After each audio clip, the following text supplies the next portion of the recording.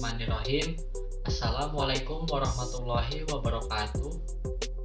Perkenalkan, nama saya Aditya Darmawan. Saya mahasiswa di Universitas Pancasakti Bekasi, program studi pendidikan ekonomi Malang.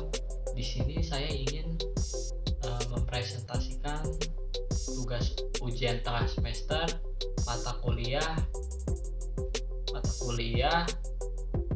Ekonomi, Koperasi, dan UMKM dengan dosen pengampu yaitu Bu Cynthia Anissa Rahmat Putri, SPD, MPD. Kita lanjut. Di sini ada beberapa materi pembahasan yang akan saya bawakan, yaitu yang pertama, kekuatan dan kelemahan koperasi dalam sistem pasar. Yang kedua, tata niaga butuh peran koperasi. Yang ketiga, sasaran integrasi vertikal melalui koperasi. Dan yang terakhir adalah sikap terhadap kebijakan harga koperasi. Kita lanjut, pembahasan yang pertama yaitu kekuatan dan kelemahan koperasi dalam pasar. Yang pertama itu koperasi sebagai bagian dari sistem pasar secara keseluruhan. Koperasi akan bersaing dengan perusahaan-perusahaan lain yang bukan koperasi. Koperasi harus mampu menggunakan kekuatan-kekuatan yang dimiliki, mampu mencari peluang yang dapat meningkatkan pertumbuhan, memanfaatkan kesempatan-kesempatan yang ada, dan memperbaiki kelemahan-kelemahan yang ada dalam tubuh koperasi.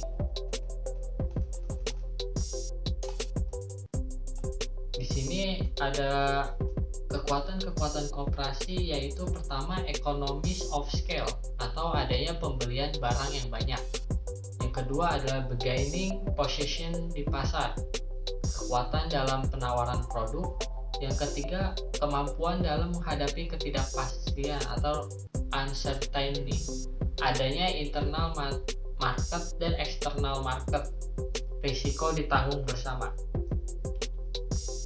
Dan selanjutnya, pemanfaatan interlinked market dan transaction cost sebagai akibat self-control dan self-management. Anggota harus mempunyai sifat altruisme.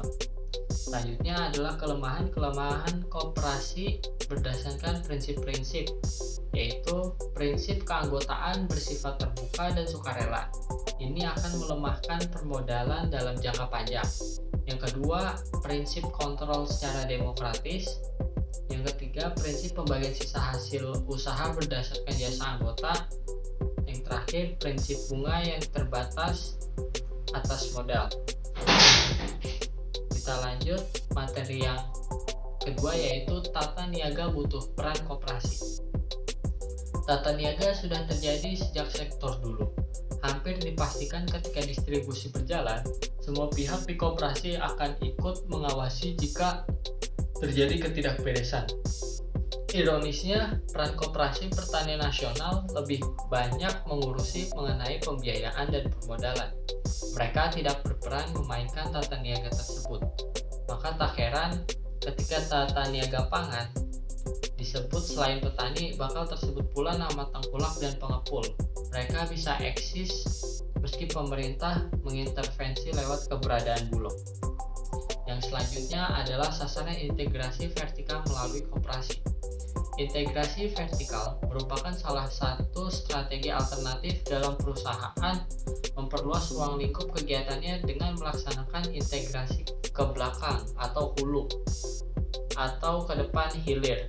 Integrasi ke belakang bertujuan membantu kelancaran atau kemanfaatan sumber-sumber bahan mentah. Dengan demikian, dapat meminimumkan risiko kekurangan bahan mentah dan menjamin biaya nahan yang rendah sehingga perusahaan memiliki keuntungan. Sedangkan integrasi ke depan bertujuan sebagai jalan keluar untuk menjamin kelancaran penjualan produk atau jasa yang dihasilkan perusahaan. Yang selanjutnya adalah sikap terhadap kebijakan harga koperasi. Bila dilihat dari peranan anggota dalam koperasi yang begitu dominan, Maka setiap harga yang akan ditetapkan koperasi harus dibedakan antara harga untuk anggota dengan harga untuk non-anggota. Hal inilah yang membedakan kebijakan harga di koperasi dengan perusahaan non-koperasi. Segmen pasar dalam koperasi terbagi dua, yaitu anggota dan non-anggota. Sedangkan perusahaan non-koperasi adalah masyarakat umum yang tidak punya kaitan kepemilikan dengan perusahaan tersebut. Perbedaan ini mengharuskan daya analisis yang lebih tajam dalam melihat peranan koperasi dalam pasar yang bersaing. Dalam hal ini, seharusnya pelayanan yang diberikan kepada anggota harus berbeda dengan pelayanan kepada non-anggota, baik dalam segi harga maupun fasilitas-fasilitas lain. Sekian presentasi yang dapat saya sampaikan, kurang lebihnya mohon maaf. Wassalamualaikum warahmatullahi wabarakatuh.